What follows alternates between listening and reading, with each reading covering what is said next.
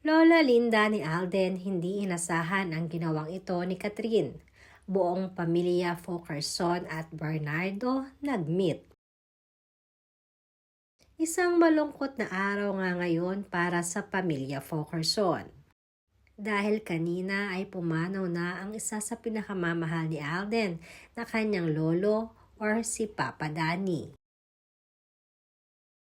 Kung ating mapapansin ay hindi ito masyado pinag-usapan at ipinalabas sa social media. Ito ay dahil humingi ang pamilya ni Alden ng konting privacy para sa burol ng kanyang pinakamamahal na lolo. Alam naman natin kung gaano kamahal ni Alden ang kanyang mga grandparents.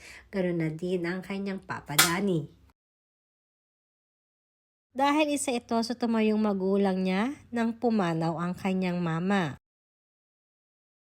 Ganun pa man, madami naman ang attach sa ginawang ito ni Catherine Bernardo at ang pamilya niya.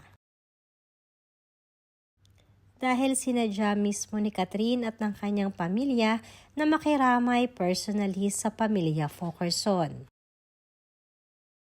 Makikita sa picture na kasama rin ni Catherine ang isa sa mga best friend at close friend nila ni Alden sa showbiz na si Joras Gamboa. Mga kapatid din ni Catherine at pamangkin ay nandoon din. Ayon sa aming source, hindi di umano inaasahan ng lola ni Alden na si Lola Linda ang naging pagpunta personally ni Catherine, ganun na rin ang pamilya niya. Alam naman natin na napakabising tao ni Catherine at halos ay magkalayo rin ang tirahan nila ni Alden. At makita lamang nila na andoon personally si Kath at nakikiramay, ganoon na rin ang pamilya Bernardo ay sobrang more than enough na para sabihing iba ang kung anong meron man sina Catherine at Alden.